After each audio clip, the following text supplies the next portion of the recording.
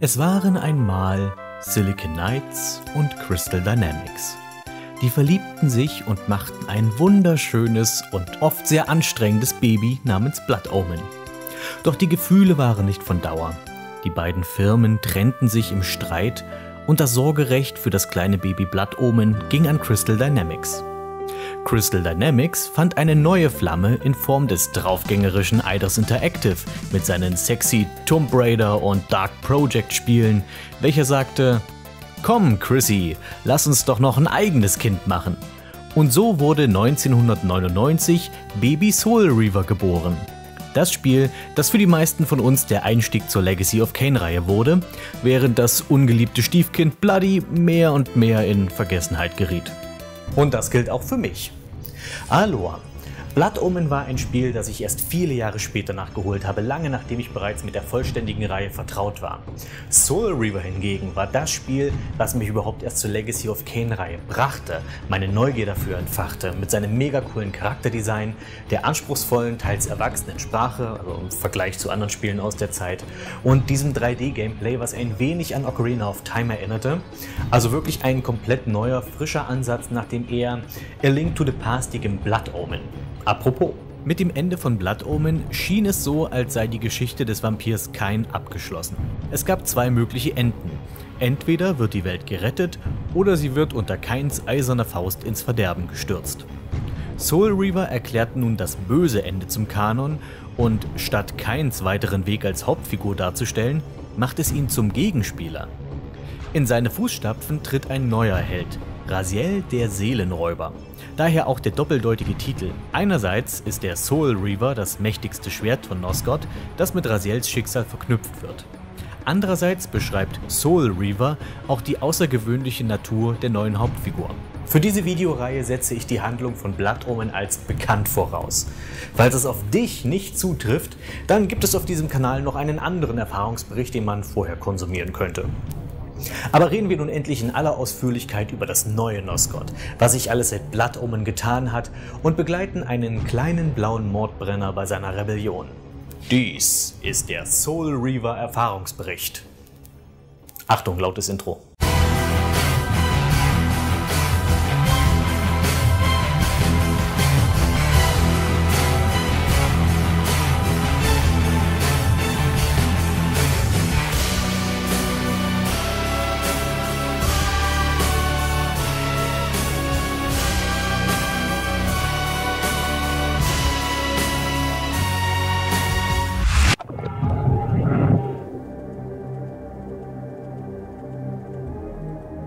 Die Eröffnungssequenz von Soul Reaver ist eine der besten, die ich je gesehen habe.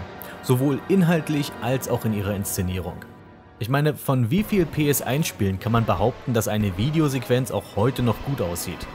Da es hier um Vampire geht, kann man sogar die vielleicht etwas blassen und detailarmen Gesichter durchgehen lassen.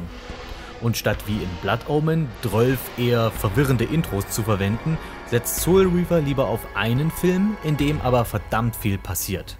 So viel, dass ich mich gezwungen sehe, das hier Schritt für Schritt durchzugehen. Kain wird vergöttert. Die Clans erzählen sich Legenden über ihn. Mit diesem Satz beginnt Soul Reaver.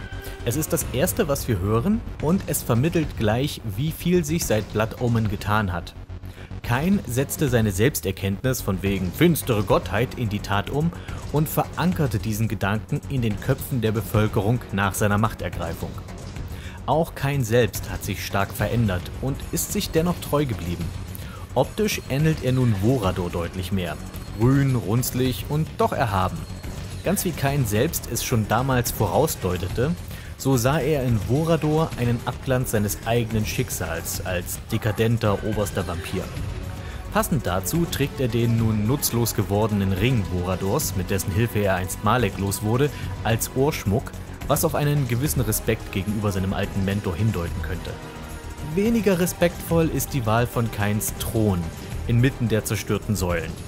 Das Symbol der Stabilität und des Gleichgewichts in Nosgoth, eingerissen von Kains selbstsüchtiger Entscheidung und nun zum Hohn nur noch für sein göttliches Gesäß gebraucht.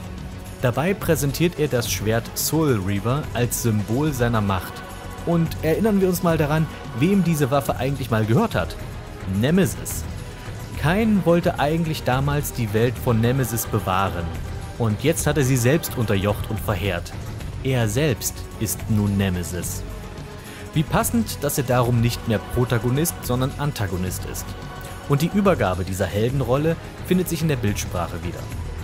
Während der Eröffnung wird Kain deutlich ins Zentrum der Szene gerückt. Seine Vasallen bilden einen Halbkreis vor ihm und die zerstörten Säulen, seine Vergangenheit, einen Halbkreis hinter ihm. Kain sitzt in der Mitte, die klare Hauptfigur.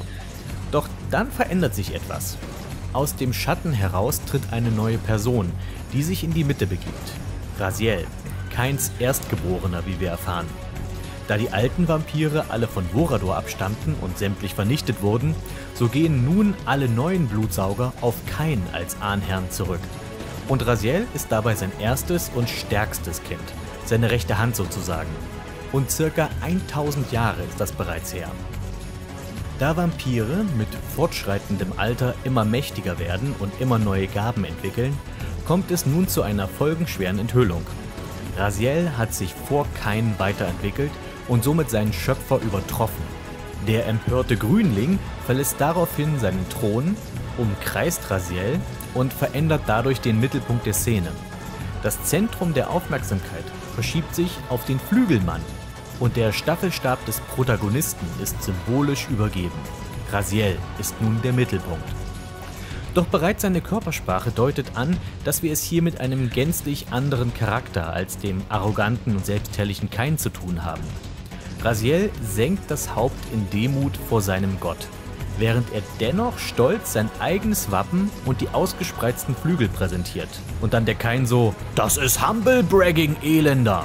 Weil er mit Konkurrenz noch nie gut umgehen konnte, reißt Kain seinem Sprössling die Knochen aus den frisch gesprossenen Schwingen und lässt nur 2 blutige Hautlappen zurück. Anschließend geht's für Razi in den Abyss, einen riesigen Mahlstrom, in den die Vampire Schwächlinge und Verräter stoßen. Und in einem letzten Akt der Geringschätzung schaut Kain nicht mal hin, wie Raziel hingerichtet wird.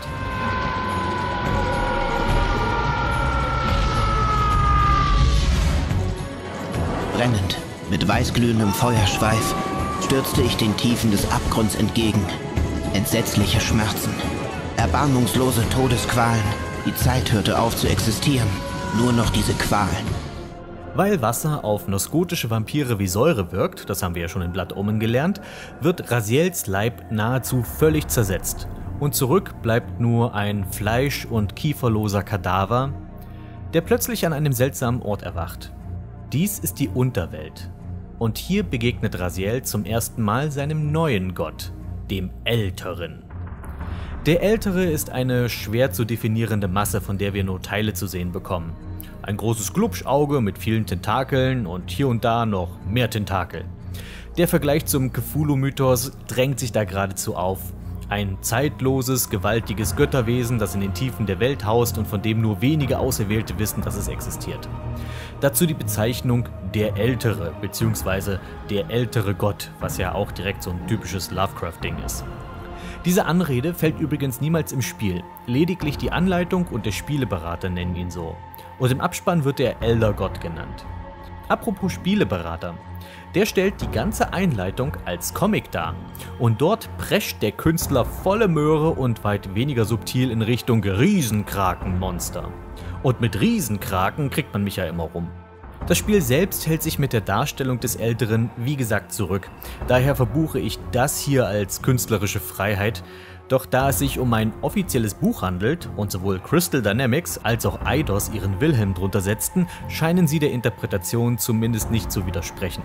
Daniel Cabuco, der Künstler, der den Älteren damals in den 90ern designt hat, sagte in einem Interview sinngemäß, man habe ihn eigentlich nur angewiesen, etwas mit vielen Augen und Tentakeln zu erschaffen, und weil das Spiel so häufig Spiralen als Designelement verwendete, klatschte er einfach einen Haufen Spiralen mit Augen aneinander, gab dem ganzen Tentakel und orientierte sich sonst noch an Seelilien, Oktopoden und Meeresfrüchten. Ach, göttlich.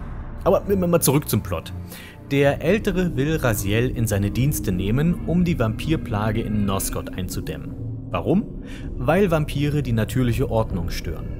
Die besteht im Wesentlichen aus einem Zyklus der Reinkarnation. Stirbt ein Lebewesen, kehrt die Seele in die Unterwelt zurück und wird irgendwann wiedergeboren. Da Vampire aber quasi unsterblich sind, bleiben ihre Seelen gefangen und vermindern so den Seelenpool der Welt. Als zuständiger Gott findet der Ältere das natürlich doof und gerade Kain ist ihm ein besonderer Dorn im Auge, der ja die Vampirapokalypse dereinst auslöste. Razi hingegen lehnt das Angebot der Wiedergeburt zunächst ab, da diese verfaulte Hülle ziemlich würdelos ist. Ich meine, Upper-Unterkiefer, blauer Leib, aber der brave Poposcheitel, den Mutti heute früh gekämmt hat, der hat den Absturz natürlich überstanden. Würde ich mich auch schämen. Diese Szene macht noch einmal die unterschiedlichen Persönlichkeiten von Kain und Raziel deutlich. Beide hatten eine sehr ähnliche Ausgangssituation. Sie wurden ermordet und standen als neue Wesenheit wieder auf, mit Rache als motivierendem Motor. Doch wie sie damit umgehen, ist völlig anders. Kain wurde nachts auf der Straße von Banditen umgebracht. Nichts Persönliches, einfach nur ein unvorsichtiger Adliger zur falschen Zeit am falschen Ort. Seine Reaktion darauf war Rache! Er zögerte nicht einen Moment bei Mortanius Angebot, schlachtete seine Mörder ab und überzog anschließend den ganzen Kontinent mit Blut. Etwas unverhältnismäßig, würde ich sagen. Bei Raziel hingegen war es sehr persönlich. Sein eigener Vater verrät ihn, verstümmelt ihn vor der Familie und verdammt ihn zum schmachvollsten und qualvollsten Tod der Vampirkultur. Und seine Reaktion ist, oh nee, lass mal. Er muss erst von einer uralten Gottheit zur Rache überredet werden und seinen Stolz runterschlucken. Bildsprachlich geschieht das mit der Schärpe, die Raziels Wappen trägt. Das Symbol seines Stolzes, mit dem er nun sein entstelltes Antlitz verbirgt. Was wissen wir nun also über Raziel? Sein Charakter ist offensichtlich stolz, etwas selbstgerecht, aber auch sehr ergeben und demütig. Ich meine, wir sehen, wie er den Dienst bei einem Gott nahtlos gegen den Dienst bei einem anderen Gott eintauscht. Dazu kommt leider, dass Raziels deutscher Sprecher in Teil 1 ihm allzu häufig einen etwas unpassenden weinerlichen Unterton verpasst, während er im Englischen mehr nach Traurigkeit und innerer Leere klingt. Der alte Hunger hat mich verlassen. Ich habe kein Verlangen nach Blut. The old hunger has left me. I have no desire for blood. Über das Thema Synchro werde ich in einer späteren Folge noch etwas genauer ins Detail gehen, dann wenn wir mehr Figuren getroffen haben. Unser geschundener Held soll also die Vampire jagen und ihre Seelen verzehren. Dies würde selbige in den Kreislauf aus Tod und Wiedergeburt zurückführen. Doch zuvor enthüllt der Ältere seine wahre Funktion. Expositions- und Tutorial-Man. Expositions- und Tutorial-Kopffüßer. Er schaltet sich das ganze Spiel über telepathisch ein, um Raziel und damit dir als Spieler Hintergrundinfos über die Welt zu füttern. Katastrophen erschüttern diese Welt. Die Natur leistet Widerstand gegen die schmarotzenden Legionen Kains. Dazu erklärt er auch ein paar der Spielmechaniken, unter anderem das Seelensaugen und dass Raziel trotz zerstörter Flügel immerhin noch mit den übrig gebliebenen Lappen gleiten kann. Da ist es echt gut, dass die Geisterwelt so eine Art Parcours ist. In diesen Abschnitten lernen wir die ersten Gegner kennen. Die Sluag, die Aasfresser der Unterwelt. Wie wir ernähren sie sich von Seelen. Daher weiß ich nicht, warum deren Appetit schlecht ist und unserer gut, aber feindlich sind sie allemal. Die Sluag haben eine interessante KI. In Gruppen sind sie mutig und aggressiv, sobald sie aber ein paar Treffer einstecken, verlässt sie die Kampfeslust und sie fliehen. Keine anderen Feinde in Soul Reaver verhalten sich so. Und schließlich ist es soweit. Am Ende der Unterwelt findet Raziel ein Portal in die materielle Ebene. Dies ist für mich die herausstechendste Kernmechanik von Soul Reaver. Der Wechsel zwischen zwei Welten war jetzt nichts Neues, das hat man vorher schon mal gesehen. Aber wie es hier genutzt wird und wie fantastisch und nahtlos es dargestellt wird. Bei voller Energie ist es Raziel möglich, an solchen Kreuzwegen vorübergehend Gestalt in der echten Welt anzunehmen. Doch weil er nun ein Wesen der spektralen Ebene ist, verliert er dort kontinuierlich Energie, sofern er nicht gelegentlich eine Seele verdrückt. Warum machen wir das Ganze? Nur in der echten Welt ist es Raziel möglich, seine Rache auszuüben, denn nur hier kann er mit Lebewesen und Gegenständen interagieren. In der Geisterwelt kann er nichts berühren, dafür steht die Zeit still, was man sich ebenfalls zunutze machen kann. Zudem verzerrt sich die Umgebung beim Wechsel der Realitäten, wodurch sich oftmals neue Wege auftun. Und da möchte ich auf das mega coole Wackelbildcover des Spiels hinweisen. Eigentlich nur ein Gimmick, aber ein sehr cleveres, weil es diese wichtige Mechanik, dieses Weltenwechseln, mit einer so simplen Methode darstellt und natürlich generiert es auch ein bisschen Aufmerksamkeit, wenn man so als kleiner Stöpsel durch den Laden geht und dieses Cover sieht. Und nun, zurück in der wahren Welt angekommen, sind Raziel und wir bereit, dieses neue Nosgoth zu erkunden und zu erleben.